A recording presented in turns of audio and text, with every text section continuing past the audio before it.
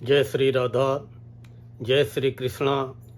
आप सभी प्रिय दर्शकों का हमारे चैनल आई एम एस्ट्रो गुरु जी में बहुत बहुत स्वागत है।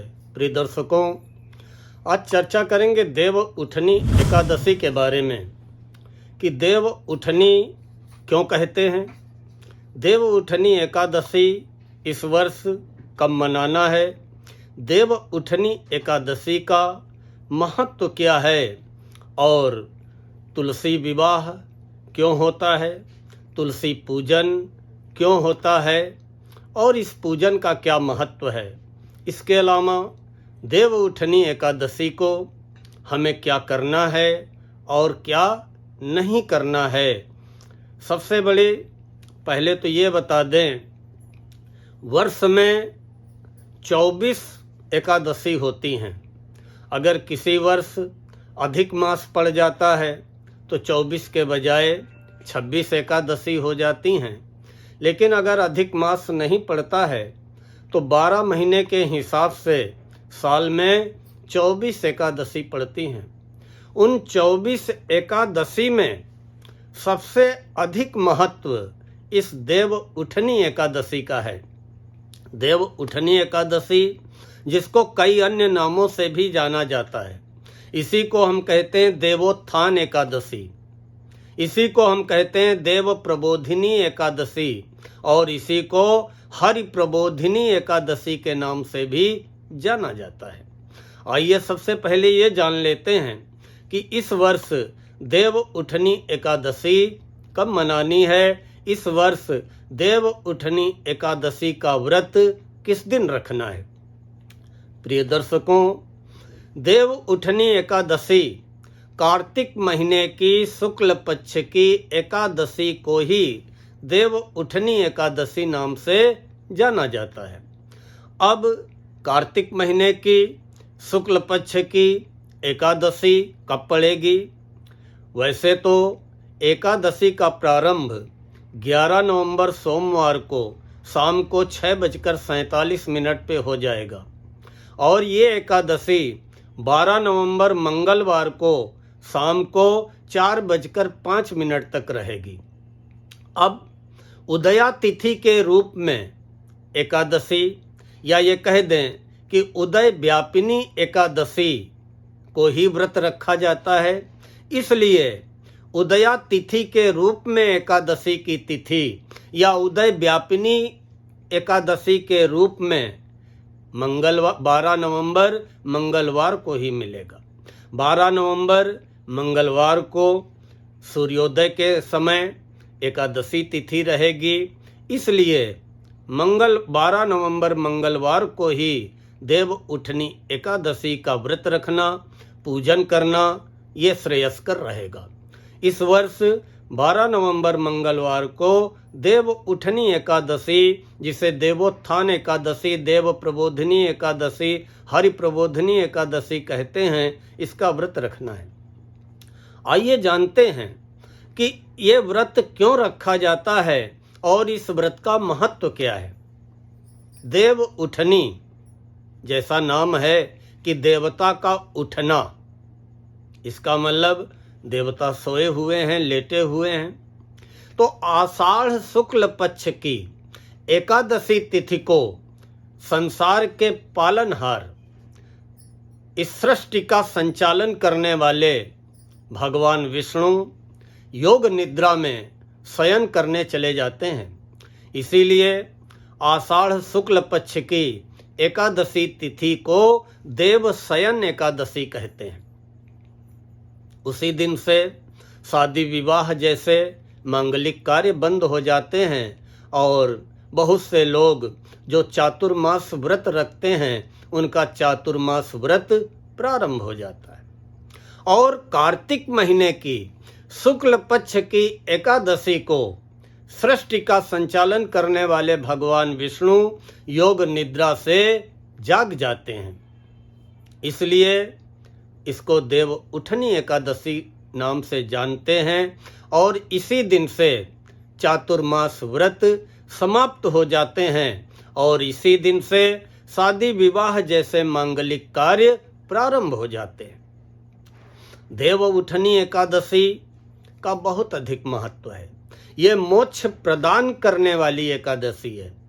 अगर कोई इस एकादशी का व्रत रखता है और बड़ी श्रद्धा से भगवान विष्णु का, माता तुलसी का पूजन करता है, तो ये एकादशी का व्रत मोक्ष प्रदान करने वाला है।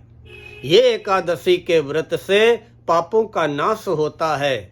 इस एकादशी के व्रत से घर परिवार में, धन वैभव में वृद्धि होती है। आइए जानते हैं कि ये एकादशी व्रत में तुलसी विवाह क्यों किया जाता है। क्या ऐसा कारण था कि भगवान विष्णु को लक्ष्मी के रूप में अर्धांगिनी होते हुए भी तुलसी जी से विवाह करना पड़ा? और इस दिन हम तुलसी विवाह क्यों करते हैं और कैसे करते हैं या कैसे करना है? प्रिय दर्शकों, जालंधर नाम का एक राक्षस था जिसका जन्म समुद्र से हुआ था। संक्षेप में बता रहे हैं आपको। और वो बहुत अत्याचारी था। बहुत उसके अत्याचारों से सब देवी देवता सब परेशान थे। जालंधर का विवाह वृंदा से हुआ था। वृंदा भी राक्षस कुल में उत्पन्न कन्या थी, लेकिन भले ही वृंदा का जन्म राक्षस कुल में हुआ था, लेकिन वो बचपन से ही भगवान विष्णु की परम भक्त थी। भगवान विष्णु पे अटूट श्रद्धा विश्वास रखने वाली थी। भगवान विष्णु की कृपा से वृंदा के अंदर एक नई शक्ति थी और वृंदा का विवाह जालंधर से हुआ। वृंदा पतिव्रता थी और जालंधर की शक्तियां विवाह होते ही, वृंदा का साथ पाते ही जालंधर की शक्तियों में बहुत अधिक वृद्धि हो गई। कोई देवता युद्ध में जालंधर को पराजित नहीं कर पा रहा था। जालंधर ने माता पार्वती पे कुदृष्टि डालने का प्रयास किया। माता पार्वती अंतर ध्यान हो गईं। माता लक्ष्मी को पाने का प्रयास किया तो माता लक्ष्मी ने भाई के रूप में स्वीकार कर लिया, क्योंकि तुम्हारा भी जन्म समुद्र से हुआ है और माता लक्ष्मी का भी प्रादुर्भाव समुद्र से हुआ है। जालंधर की शक्तियां, जालंधर के अत्याचार बढ़ते चले गए। सारे देवता परेशान हो गए, ब्रह्मा जी के पास गए तो ब्रह्मा जी ने ये बताया कि जालंधर की जो पत्नी वृंदा है, उसके सतीत्व के कारण, उसके पातिव्रत धर्म के कारण जालंधर को पराजित नहीं किया जा सकता है। जालंधर को पराजित तभी किया जा सकता है, जालंधर का विनाश नाश तभी किया जा सकता है जब वृंदा का पातिव्रत धर्म सतीत्व नष्ट हो। भगवान विष्णु ने मोह माया से जालंधर का रूप धारण कर लिया और वृंदा के पास पहुंच गए और वृंदा के सतीत्व को भंग कर दिया। और जालंधर जहां पर युद्ध कर रहा था, जैसे ही इधर वृंदा का सतीत्व भंग होता है, वैसे ही जालंधर का सिर कट के वृंदा के आंगन में गिर पड़ता है आके। वृंदा जब कटे हुए सिर को देखती है कि ये तो मेरे पति का सिर है, तो फिर ये मेरे साथ छल करने वाला कौन है? तो भगवान विष्णु अपने स्वरूप में आ जाते हैं और वृंदा शाप देती है कि हे प्रभु, आपने छल पूर्वक मेरे सतीत्व को भंग किया है। जाइए आप शिला के हो जाएं, आप शिला बन जाएं। शिला का मतलब पत्थर। भगवान विष्णु शिला बन गए, पत्थर का रूप हो गया।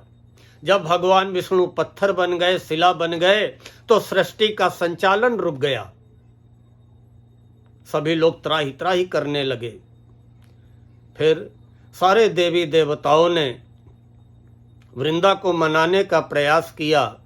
बाद में जब लक्ष्मी जी ने वृंदा को काफी मनाया, काफी अनुरोध किया, तो वृंदा ने अपने श्राप से भगवान विष्णु को मुक्त कर दिया। भगवान विष्णु वृंदा के श्राप से मुक्त हो गए। फिर से सृष्टि का संचालन करने लगे। लेकिन वृंदा ने आत्मदाह कर लिया, या ये कहें कि अपने पति के मृत शरीर के साथ वृंदा सती हो गई।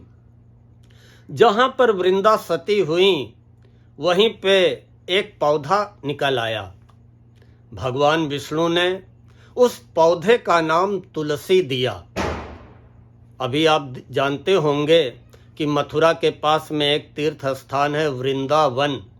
वृंदावन का मतलब है वृंदा का जंगल, और वृंदा तुलसी है। वृंदा को तुलसी नाम दिया भगवान विष्णु ने। जहां पर वृंदा ने आत्मदाह किया वहीं पे तुलसी एक पौधा निकल आया, और भगवान विष्णु ने उस पौधे को तुलसी का नाम दिया। जिस दिन ये पौधा निकला वो दिन था कार्तिक महीने के शुक्ल पक्ष की एकादशी तिथि। भगवान विष्णु ने उस तुलसी से कहा कि हे तुलसी, आज मैं तुम्हारे साथ अपना विवाह करूंगा, लेकिन शालिग्राम के रूप में, पत्थर की मूर्ति के रूप में ही मेरा विवाह तुम्हारे साथ होगा। भगवान सत्यनारायण की कथा हर सनातन धर्मी के घर में कभी न कभी होती है, और भगवान सत्यनारायण की कथा में हम पंचामृत कच्चे दूध से जिस भगवान विष्णु का अभिषेक करते हैं वो अंडाकार काले रंग के पत्थर की बटिया, वही तो शालिग्राम होती है। तो भगवान विष्णु ने अपने शालिग्राम स्वरूप के साथ तुलसी से विवाह कर लिया। इसलिए इस दिन तुलसी विवाह भगवान शालिग्राम के साथ किया जाता है। प्रिय दर्शकों, आइए जानते हैं कि इस दिन करना क्या है। देव उठनी एकादशी के दिन अर्थात 12 नवंबर मंगलवार को आप सुबह स्नान कर लें, साफ स्वच्छ वस्त्र धारण कर लें और भगवान विष्णु की, माता लक्ष्मी की आराधना करें, पूजा करें, और शाम को तुलसी का पौधा वहीं पे भगवान शालिग्राम को स्थापित कर लें। भगवान शालिग्राम और तुलसी के पौधे की पंचामृत से, कच्चे दूध से अभिषेक करें, और तुलसी माता को वैसे ही सजाना है जैसे कि हम अपनी बेटी का विवाह करते हैं, और उस समय जो है विवाह में कोई लड़की को सजाया जाता है।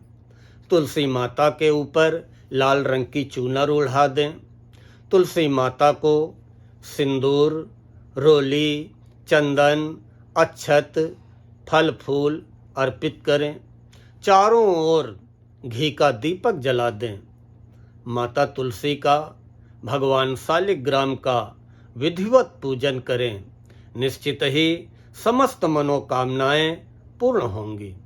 माता तुलसी साक्षात लक्ष्मी स्वरूपा हैं। लक्ष्मी का ही दूसरा रूप माता तुलसी हैं। कोई ऐसा हमारा सनातन धर्मी नहीं होगा जिसके घर में गमले में तुलसी का पौधा न हो। बहुत अच्छा दिन है। आज आप तुलसी के रूप में माता लक्ष्मी की कृपा प्राप्त कर सकते हैं। जीवन में अगर आर्थिक संकट है, या जीवन में कोई अवरोध है, या आपके जीवन में कोई भी परेशानी है, तो भगवान शालिग्राम की कृपा से, माता तुलसी की कृपा से आपकी समस्त परेशानियों का अंत होगा, आर्थिक समस्याओं का समाधान होगा। और ये जो एकादशी है सभी कामनाओं को पूर्ण करने वाली एकादशी है।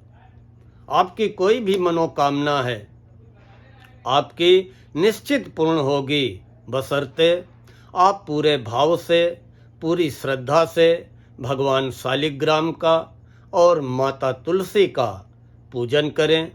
माता तुलसी का भगवान शालिग्राम के साथ विवाह कराएं, और हो सके तो रात्रि में जागरण करें, मंगल गीत गाएं, या जितने समय तक आप जगते रहें उतने समय तक माता तुलसी, भगवान शालिग्राम के मंगल गीतों का गायन करते रहें।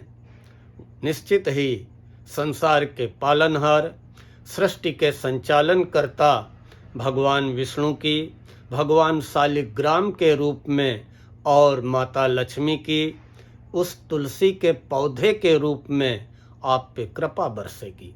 आपकी समस्त मनोकामनाएं पूर्ण होंगी। प्रिय दर्शकों, हमें विश्वास है कि आप सभी को आज का ये वीडियो पसंद आया होगा। अगर पसंद आया हो तो लाइक करें और कमेंट में जय तुलसी माता ये लिख करके अवश्य भेजें। और हमारे जिन प्रिय दर्शकों ने अभी तक हमारे इस चैनल को न सब्सक्राइब किया हो, उनसे करबद्ध निवेदन है कि कृपया हमारे चैनल IM एस्ट्रो गुरु जी को सब्सक्राइब कर लें, बेल आइकन दबा दें ताकि आगे आने वाले वीडियोज के नोटिफिकेशन आपको बराबर मिलते रहें। मिलते हैं तो शीघ्र अगले वीडियो में। तब तक के लिए आप सभी के ऊपर भगवान शालिग्राम की, माता तुलसी की, माता लक्ष्मी की, संसार के पालनहार भगवान विष्णु की, राधा रानी की कृपा बनी रहे और आपकी समस्त मनोकामनाएं पूर्ण हों।